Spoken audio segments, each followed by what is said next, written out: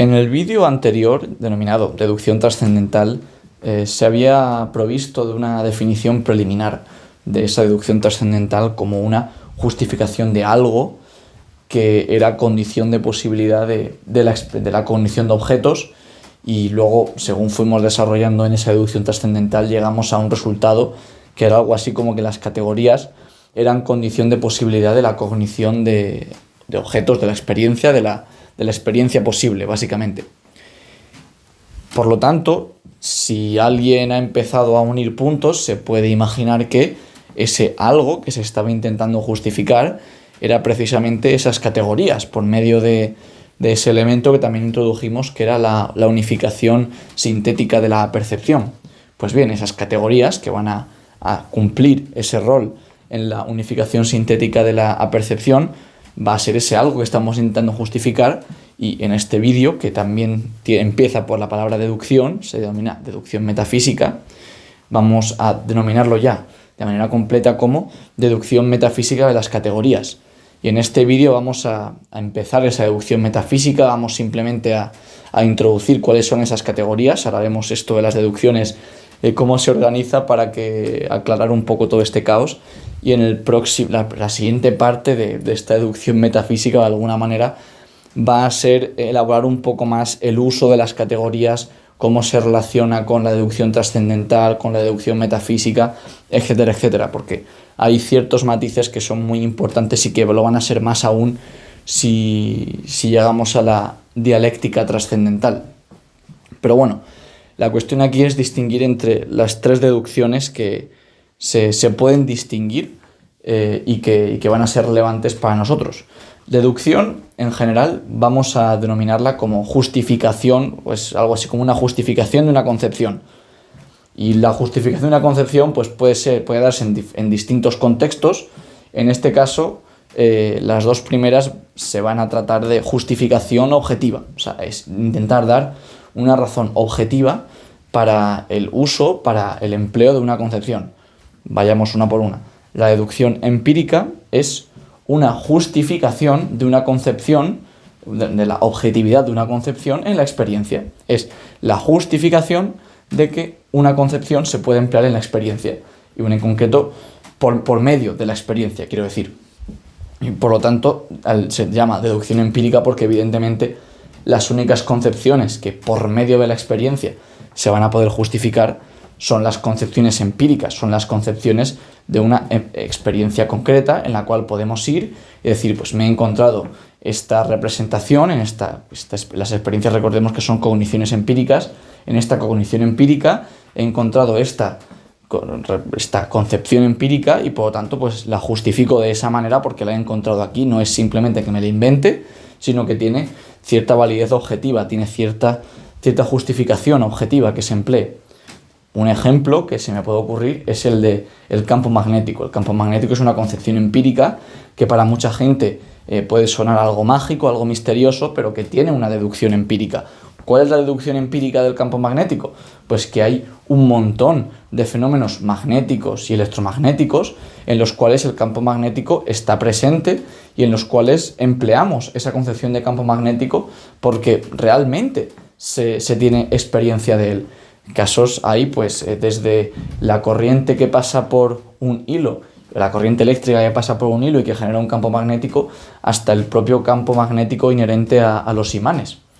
Otra concepción empírica que podría requerir de una deducción empírica es la de una estrella. Pues si alguien no se cree que las estrellas existen, si alguien cree que la concepción de estrella no es objetiva, es una cosa inventada, pues solamente habría que llevarle, pues ya sea a ver el Sol, o explicarle que el Sol es una estrella, o a ver con el telescopio las estrellas, o justificarle por qué las estrellas existen de la manera en la que entendemos que son las estrellas, como esferas de plasma y que funcionan por fusión nuclear y demás. Pero bueno, tampoco aquí evidentemente son casos muy particulares, estoy intentando poner ejemplos, pero se podría proveer de una deducción empírica, de una justificación empírica de ambas concepciones, tanto la de campo magnético como la de estrella. Sin embargo, hay algunas concepciones con las cuales no podemos hacer esto, y como se pueden imaginar, se trata de las concepciones puras. Entonces, ¿qué otro tipo de deducciones podríamos imaginarnos que se pueden emplear para esas concepciones que no sean empíricas? Porque una concepción empírica, bueno, vale, sí, la puedo simplemente justificar en la experiencia, pero una concepción pura no podría. Un ejemplo es la causalidad. La causalidad no la puedo justificar por medio de una experiencia concreta. No hay ninguna experiencia concreta en la cual yo pueda tener esa concepción o pueda obtener esa concepción de causalidad. Sin embargo, hay una manera que no es precisamente la deducción empírica, es la deducción trascendental.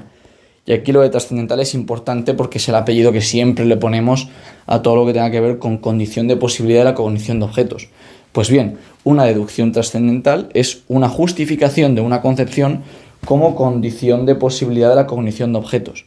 Es decir, no es simplemente que esa concepción se encuentre presente en una experiencia concreta, sino que en cualquier experiencia, que es la cognición empírica, recordemos, en cualquier experiencia posible tiene que estar presente esa concepción. Entonces, cierto es que en una experiencia concreta no se puede tener esa deducción empírica de la causalidad pura. Eso no es imposible hacer una deducción empírica de una concepción pura. Sin embargo, se podría justificar la causalidad o una concepción pura como condición de posibilidad de la propia experiencia, en cuyo caso no es que de una experiencia concreta se pueda deducir la causalidad, es que la causalidad es la condición de posibilidad de la propia experiencia. Por lo tanto, se justifica y se le da validez objetiva precisamente porque es condición de posibilidad de la cognición de objetos en la experiencia. Y bueno, pues no, y esto ya es algo que hemos recalcado mucho, pero la deducción trascendental es una herramienta que no se había valorado previamente o que no se había identificado y explicitado previamente Immanuel Kant. Por eso es una terminología que es muy importante para la filosofía trascendental. No es casualidad que tenga el mismo apellido, el de trascendental. Bien, entonces, ¿qué es eso de la deducción metafísica que vamos a hacer ahora si ya hemos hecho la deducción trascendental que tanta importancia tiene aparentemente, ¿no? Pues la deducción metafísica no es otra que la justificación del origen de una concepción, el origen puro de una concepción, puro y por lo tanto a priori, porque como decimos, una representación pura nunca puede ser a posteriori, no hay ninguna deducción empírica de la que se pueda obtener una representación pura.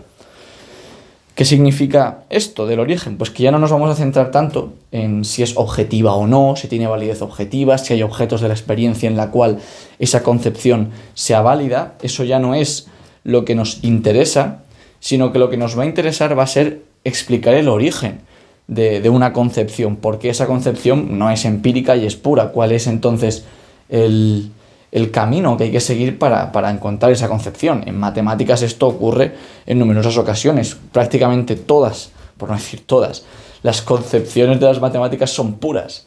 Entonces, las matemáticas no pueden ir buscando sus concepciones en experiencias concretas. Tienen que realmente, empleando esas definiciones, empleando las concepciones puras elementales de las propias matemáticas, por ejemplo, los números, pues de ahí empezar a construir un edificio más elaborado para proveer de esas concepciones puras a los matemáticos con las que puedan trabajar. Eso de alguna manera es una deducción metafísica, aunque en matemáticas no se emplea esta terminología y fuera de la filosofía trascendental tampoco es demasiado importante eso de la deducción metafísica como tal.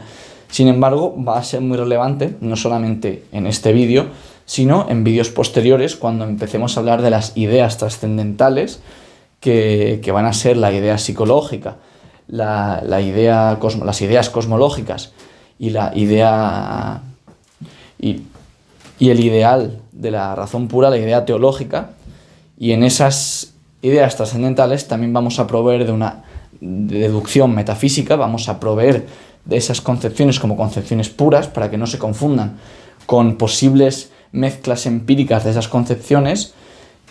Sin embargo, no vamos a poder proveer de la deducción trascendental, pero bueno, no adelanto demasiados acontecimientos. Esto es algo que discutiremos en la dialéctica y también en parte en el próximo vídeo, la segunda parte, ¿no?, de este vídeo de la deducción metafísica que lo he dividido en dos partes. En este vídeo entonces vamos a proveer de la justificación de las categorías como concepciones a priori, concepciones puras. Simplemente vamos a proveer cuál es el camino para llegar a las categorías, vamos a proveer básicamente de cuáles son esas categorías y las vamos a poner en una tabla para que uno sepa qué puede significar esa categoría. No la vamos a poder definir como tal, porque proveer definiciones de las categorías tiene complicaciones que ya veremos más adelante, pero sí que vamos a poder esquematizarlo de tal manera que ustedes mismos ya se tienen que poder imaginar qué significa esa categoría, porque la están empleando constantemente, aunque quizá no sean conscientes de ello. Ahora bien, para poder proveer de esa deducción metafísica, de esa lista de categorías de una manera sistemática y completa, tenemos que saber lo que son las categorías, que lo definimos en el vídeo de la deducción trascendental precisamente para poder realizar esa deducción trascendental. Dijimos que las categorías eran concepciones de una cosa cuya multiplicidad de la intuición se ha sintetizado, la multiplicidad de la intuición se sintetiza por medio de una función lógica del entendimiento. Es decir, tenemos la multiplicidad de la intuición, por medio de una función lógica la sintetizamos y entonces tenemos nuestra querida categoría. Entonces, categorías y funciones lógicas evidentemente van a estar muy vinculadas. Y recordemos que teníamos 12 funciones lógicas del entendimiento. Las funciones lógicas eran esos actos de unificación por los cuales el entendimiento entiende, ¿no? Dicho de manera un poco redundante, el entendimiento entiende, el entendimiento capta, el entendimiento abstrae, conceptualiza por medio de esos actos de unificación, y en concreto las categorías tienen esa característica de que son actos de unificación que sintetizan la multiplicidad de la intuición por medio de esas funciones lógicas, o por lo menos las categorías se van a clasificar mediante esas funciones lógicas. Y también es importante que las categorías son representaciones del tipo concepción. Las categorías son concepciones de una cosa, son esas concepciones que más tarde vamos a emplear o vamos a justificar que se puedan emplear como las concepciones de los objetos, las reglas discursivas que nos permiten referirnos a objetos en la experiencia, porque como ya hemos dicho un montón de veces, la mera sensibilidad no es capaz de proveernos de una determinación de una cosa y no podemos siquiera plantearnos objetos sin esas concepciones en las que sintetizamos la multiplicidad de la intuición. Pero bueno, estas son cosas que iremos viendo en los vídeos posteriores, que van a ser prácticamente un desarrollo de las consecuencias de la deducción trascendental y de la lista de categorías que aquí se va a presentar. Pero lo importante aquí, lo que tiene que dar la gente es que las categorías van a ser esas concepciones que sintetizan la multiplicidad de la intuición por medio de las funciones lógicas. Entonces va a haber tantas categorías como funciones lógicas. O dicho de otra manera, que también es una manera que se dice mucho en la crítica de la razón pura, la misma función lógica que unifica las representaciones en los juicios va a sintetizar la multiplicidad de la intuición en la categoría. Y esto se va a ver muy bien ahora que voy a presentar oficialmente a esta tabla en la cual he colocado todas o casi todas las representaciones que han tenido alguna importancia en la analítica trascendental, de tal manera que se vea la imagen global de todo lo que hemos avanzado y de realmente cómo esta tabla de las funciones lógicas tiene una importancia crucial en la filosofía trascendental. Entonces, ¿qué significa cada columna? Pues la columna de la izquierda es la cabecera, que hemos dicho múltiples veces que las funciones lógicas se dividen en 4 cabeceras: cantidad, cualidad, relación y modalidad. La columna siguiente a la columna de la izquierda, la columna que está inmediatamente a la derecha de la columna de la izquierda, son precisamente esas funciones lógicas del entendimiento que han sido ordenadas mediante esas cabeceras, y cada cabecera tiene exactamente 3 funciones lógicas del entendimiento, dando un total de 12 funciones lógicas del entendimiento. Las funciones lógicas del entendimiento pueden actuar unificando representaciones intelectuales, y eso es lo que hemos denominado la forma de los juicios. Son las funciones lógicas del entendimiento en los juicios. Y entonces la columna del medio precisamente contiene la forma del juicio asociada a cada una de las funciones lógicas. La columna que está a la derecha de la forma de los juicios es la columna de las nociones de reflexión que se discutieron en el vídeo sobre el entendimiento discursivo y que, a diferencia de todas las demás, como pueden observar, en lugar de tres momentos por cada cabecera, tiene dos. Y esto, bueno, tiene que ver con exactamente cómo funcionan las nociones de reflexión. Ahora podrán ustedes mismos, cuando vayamos uno por uno, ver que realmente no hay otra que podamos poner, no cabe otra. Es el tercer momento de cada cabecera, no tiene ninguna noción de reflexión asociada.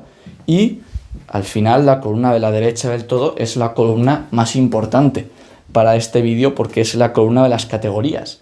Es la columna de las concepciones por las cuales podemos pensar las cosas mediante esas funciones lógicas del entendimiento. Son las concepciones que más adelante van a proveer de esa determinación de la multiplicidad de la intuición. Pero no adelantemos acontecimientos, vayamos a la cabecera de cantidad a estudiar, o a por lo menos nombrar, que tengamos ya una idea de cuáles son, que al menos se hayan presentado formalmente todas una vez, esas categorías de cantidad. Bien, las tres funciones lógicas de cantidad son la función lógica universal, la función lógica particular y la función lógica singular, que se asocian a los juicios universales, particulares y singulares.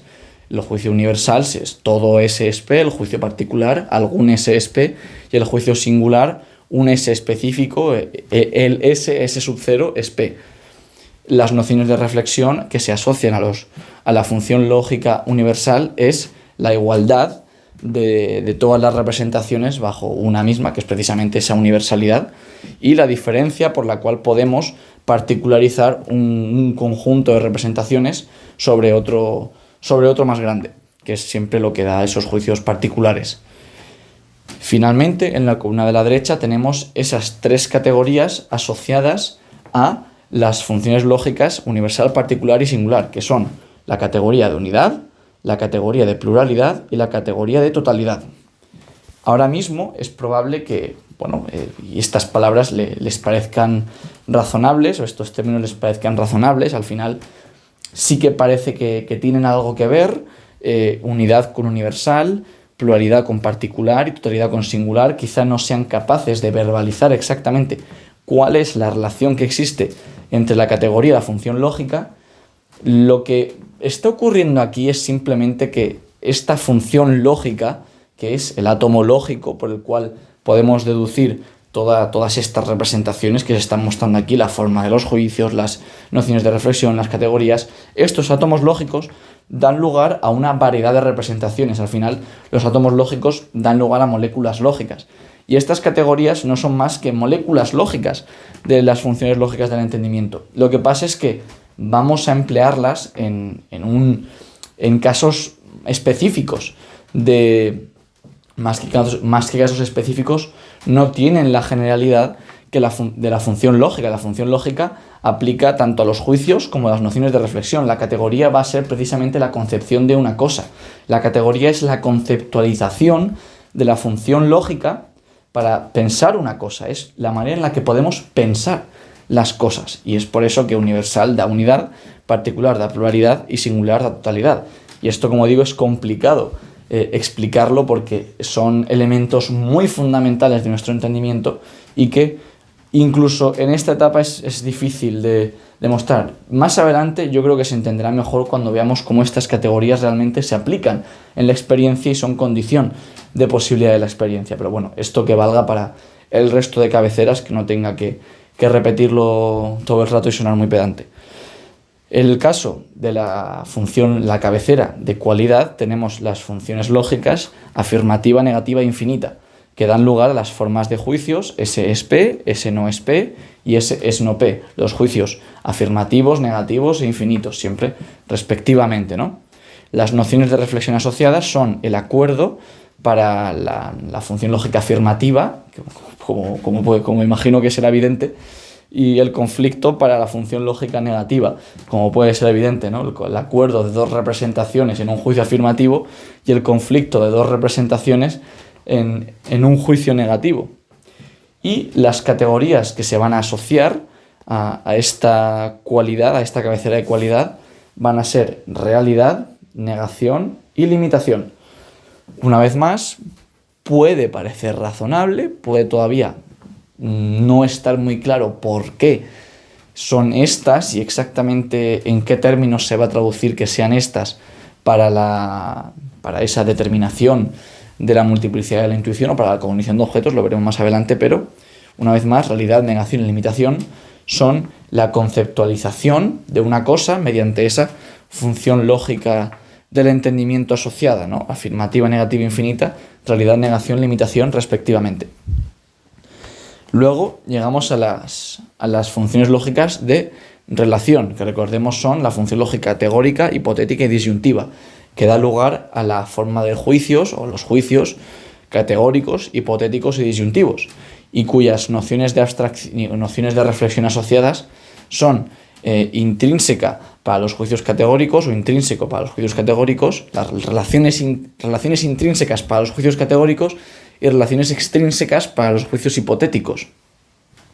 Igual que en los casos anteriores, no hay tercera noción de reflexión porque no hay tercer hueco a rellenar en estas nociones de reflexión, ¿no? Y las categorías asociadas, la conceptualización de una cosa por medio de esa función lógica del entendimiento, que más adelante veremos cómo determina la multiplicidad de la intuición en una experiencia posible y toda esta historia, van a ser la sustancialidad, que igual que tenemos sujeto y predicado, pues se va a hablar de sustancia y de accidente, la causalidad, que igual que tenemos antecedente y consecuente, se va a hablar de causa y de efecto, y la comunidad, que igual que tenemos una disyunción de juicios miembros en esa disyunción total, en esa totalidad de posibilidades que esa disyunción nos provee, vamos a tener una comunidad de sustancias en esa totalidad que va a ser precisamente esa naturaleza en la cual las sustancias van a interactuar. Finalmente, en el caso de la modalidad, que la modalidad siempre tenía ese carácter peculiar de que era extrínseca al juicio, de que tenía un carácter vinculado al metajuicio, son las funciones lógicas problemática, sertórica y apodíctica, que siempre en los juicios tenían que ver con esa verdad o falsedad del juicio. Teníamos es posible que P, es el caso que P y es necesario que P, respectivamente, para los juicios problemáticos, asertóricos y apodícticos. El caso de las nociones de abstracción, también lo hemos dicho en múltiples ocasiones y se recalcó en el vídeo del entendimiento discursivo, son forma para los juicios problemáticos, la condición de posibilidad, y materia para los juicios asertóricos o la noción de abstracción asertórica, la condición de asertoriedad, la condición de actualidad. La conceptualización de una cosa que nos va a proporcionar esta función lógica, estas funciones lógicas modales, van a tener que ver, en el caso de los juicios era con la verdad o falsedad, en el caso de las funciones lógicas va a tener que ver con la existencia o inexistencia de una cosa. Entonces vamos a hablar de la existencia posible y la existencia imposible, en el caso de los juicios de la función lógica problemática, de existencia actual o inexistencia actual, existencia o inexistencia, que sea el caso, ¿no? Que sea el caso que algo existe o que sea el caso que algo no existe, en el caso de la función lógica asertórica, y existencia necesaria o existencia necesaria y existencia contingente en el caso de la función lógica apodíctica. El caso de la palabra contingencia y necesidad siempre se han vinculado mucho, igual que se han vinculado causa y efecto, sustancia y accidente. Pues aquí, en esta tabla, se puede ver exactamente cuál es el origen a priori, el origen metafísico, de ahí deducción metafísica, de estas categorías que se emplean en todo momento, no solamente cuando hacemos filosofía, sino cuando hacemos cualquier cosa que tenga que ver con la cognición de objetos, cualquier cosa que tenga que ver con el pensamiento de una cosa, valga la redundancia. Y es por ello que estos nombres que aparecen aquí tienen mucha tradición filosófica en muchos casos. Y bueno, no es casualidad que los filósofos suelan emplear estas categorías para sus reflexiones y sus sistemas filosóficos, ya que Las categorías son esenciales, están en todos sitios. Lo que pasa es que no se explicita necesariamente que tienen este origen, ni se explicita, como lo estamos haciendo aquí, que tienen pues esta sistematicidad y que se pueden presentar en una tabla. Pero es que además de todo esto, hay una serie de propiedades que se pueden extraer de la tabla gracias a que conocemos el origen a priori, el origen trascendental de estas categorías. Conocemos que proceden de esas funciones lógicas y podemos entender, podemos analizar ciertas propiedades de estas funciones lógicas que vamos a ir a ver justo en lo que queda de vídeo. Por un lado, que son concepciones puras. De eso no debe haber demasiada controversia, ya que hemos deducido estas categorías, las hemos obtenido, las hemos podido clasificar meramente de las funciones lógicas del entendimiento. Es verdad que hemos hablado de una síntesis, de una multiplicidad de la intuición, pero no la hemos necesitado para poder mostrar estas categorías. Estas categorías no son más que la conceptualización de la regla que la función lógica provee. O sea, estamos empleando la función lógica para conceptualizar la regla en una concepción, valga la redundancia, de una cosa cuya multiplicidad de la intuición evidentemente necesitaremos luego para poder sintetizarla, pero aquí simplemente tenemos esa regla transformada en concepción para poder determinar, para poder sintetizar la multiplicidad de la intuición de esa cosa que pretendemos pensar. Y ya veremos en el próximo vídeo el tema de las cogniciones de las cosas y las concepciones de las cosas, el matiz que tiene y la relevancia que va a tener cuando hablemos de ese término que se emplea mucho en la divulgación de la filosofía kantiana, que es noúmeno. Pues cuando hablemos del noúmeno veremos la vinculación que tiene con estas categorías. Pero bueno, por el momento son concepciones puras porque no he necesitado ninguna sensación para poder elucidar o para poder mostrar, deducir estas categorías. Simplemente son puras, son la mera función lógica conceptualizando una posible multiplicidad de la intuición de una cosa. Y lo más importante, y con lo que vamos a terminar este vídeo, es con la clasificación de las funciones lógicas en dos tipos. Vamos a hacer una clasificación más dentro de las propias funciones lógicas, como estaban ya clasificadas mediante esas cabeceras de cantidad, cualidad, relación y modalidad, y esa triada de momentos en cada cabecera. Hay otra división más que conviene hacer y que va a ser relevante cuando hablemos de los principios objetivos y también a la hora de hablar de la síntesis que cada una de estas categorías va a realizar para la concepción de una cosa, que son la distinción entre categorías matemáticas y categorías dinámicas. Y la distinción es bastante sencilla.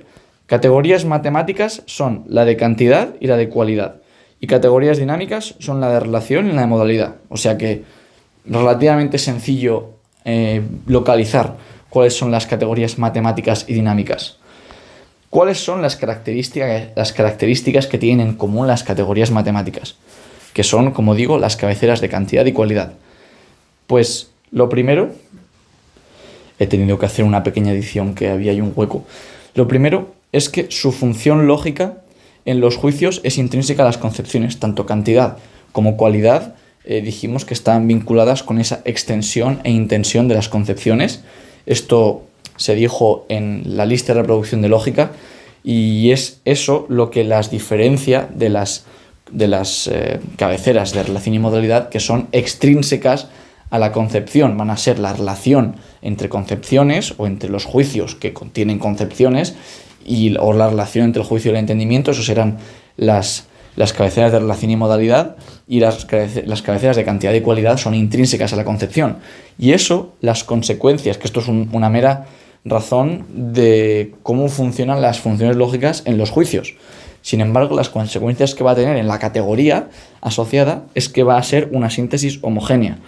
¿Qué significa eso? Pues ahora mismo tampoco lo puedo explicar, ya lo explicaré más adelante, pero por el momento ya se pueden dar ustedes cuenta que las categorías matemáticas no tienen correlatos. Aquí las he puesto, las categorías matemáticas y las matemáticas de cantidad y cualidad, y ven que unidad, pluralidad, totalidad, realidad, negación, limitación, cada una de ellas no tiene otra categoría asociada, no tiene una pareja asociada, no tiene ese correlato. Eso tiene que ver con esa síntesis homogénea que ya veremos más adelante, y por supuesto que se hayan llamado categorías matemáticas no es casualidad. La síntesis homogénea tiene mucha relación con las matemáticas, que veremos más adelante. Y además, esto también es algo que se verá más adelante, simplemente estoy intentando introducirlo, intentando motivarlo. Estas categorías de cantidad y cualidad van a proveer la determinación de la forma y la materia de la intuición de las apariencias, respectivamente. O sea, la cantidad va a proveer de la determinación, va a proveer la determinación de la forma de las intuiciones, y la cualidad va a proveer la determinación de la materia de las intuiciones. Esto lo veremos más adelante, pero conviene al menos matizarlo aquí. Por otro lado, las categorías dinámicas, que son las cabeceras de relación y modalidad, como decimos, son extrínsecas a los juicios, a las concepciones, cuando están en esos juicios, cuando las funciones lógicas son la forma de esos juicios. Y, como he comentado antes, no lo había comentado, pero más o menos se había dejado caer, las funciones lógicas de relación en los juicios son intrínsecas a los juicios, y las de modalidad son extrínsecas a los juicios. Esto lo hemos dicho innumerables veces, que las funciones lógicas de modalidad en los juicios tienen que ver con la verdad de los juicios, y la verdad de los juicios es extrínseca al propio juicio. Y bueno, las de relación evidentemente son intrínsecas porque es literalmente la conexión que puede formar el juicio en primera instancia.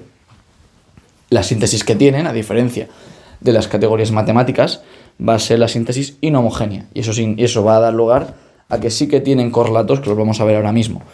Y esto también está vinculado con por qué lo llamamos dinámico, y es que va a tener que ver con esa ciencia natural, y va a proveer la distinción, o va a ser el origen trascendental de la distinción entre ciencia natural y matemáticas. Hay un matiz que no tiene la ciencia, hay un pequeño detalle que las matemáticas no poseen, que tiene que ver con esta síntesis inhomogénea que las matemáticas no van a tener, que va a permitir que pasemos de lo que se suele denominar la transición de una intuición a la existencia de un objeto, ¿no? Hay un pequeño matiz ahí, y por lo tanto las categorías dinámicas van a determinar la existencia de una cosa, no la intuición de una cosa, sino la existencia de una cosa, que esto, como digo, es la barrera entre matemáticas y ciencia natural, de alguna manera. De momento no estamos especificando, pero lo va a ser cuando todo esto se desarrolle en detalle. ¿De qué manera van a tener la determinación de la existencia de una cosa? Pues la categoría de relación, al ser intrínseca al juicio, cuando está en la forma de los juicios, va a ser la relación de las propias cosas en la experiencia, o sea, va a ser la propia relación de las apariencias, por ejemplo, cuando estemos hablando de la experiencia. Y en el caso de la modalidad va a ser la existencia de una cosa respecto a nuestro entendimiento, como ya se lo pueden imaginar cuando estamos hablando de existencia, de posibilidad de la existencia, de necesidad de la existencia. Es la determinación de la existencia de una cosa respecto a nuestro entendimiento de esa existencia o de esa cosa. Y bueno, por aclarar el tema de los correlatos, se puede ver aquí en esta reescritura que he hecho de las categorías de relación y modalidad, que las categorías de relación, por ejemplo, sustancia tiene accidente, causa tiene efecto, comunidad no es que tenga un correlato que pueda escribir aquí, pero tiene una síntesis inhomogénea porque es una comunidad de sustancias que interactúan mutuamente, y eso tiene un carácter inhomogéneo, a diferencia de las categorías matemáticas, que bueno, esto, como digo, ahora mismo puede no significar nada para ninguno de ustedes, pero créanme que en el futuro va a ser relevante. De hecho, va a ser relevante en cuanto hablemos de los esquemas trascendentales en un par de vídeos. Y en el caso de las categorías de modalidad, pues posibilidad, imposibilidad, existencia, inexistencia, necesidad, contingencia, más inhomogéneo, más correlato no se puede encontrar probablemente en unas categorías. Entonces, bueno, termino el vídeo mostrando una vez más la tabla esta, que, como digo, es bastante importante en toda la filosofía trascendental. Conviene tenerla bien interiorizada y saber más o menos dónde se encuentra cada cosa, porque aunque ciertamente lo que estamos proveyendo aquí no es más que una especie de mapa, es una especie de sistematización de estas categorías ya hemos probado que son muy importantes para la determinación de las cosas, para la determinación de la multiplicidad de la intuición en objetos, para la posibilidad de los objetos de la experiencia. Entonces, saber exactamente de qué manera se va a producir esta determinación va a ser esencial para entender las condiciones de posibilidad tanto de la experiencia como de la física y de las matemáticas. Así que bueno, en esto nos vamos a centrar a partir de ahora, que tenemos tanto las categorías como la certeza o la justificación de que las categorías son condiciones de posibilidad de la cognición de objetos, para poder ir elaborando poco a poco nuestro edificio de la analítica trascendental propiamente dicho, si no tenemos ya alguna pieza construida, si la deducción trascendental no es ya suficiente, pero bueno, hasta que no lleguemos a algún resultado que podamos tocar más con las manos, no parece que hayamos llegado a algo tangible, ¿no? Entonces, bueno, como digo, termino este vídeo con esta tabla completa de las categorías, y en el vídeo próximo vamos a analizar el uso de las categorías y hacer algunas matizaciones que son importantes, sobre todo cuando hablemos de la dialéctica trascendental y de los noúmenos. Así que un saludo.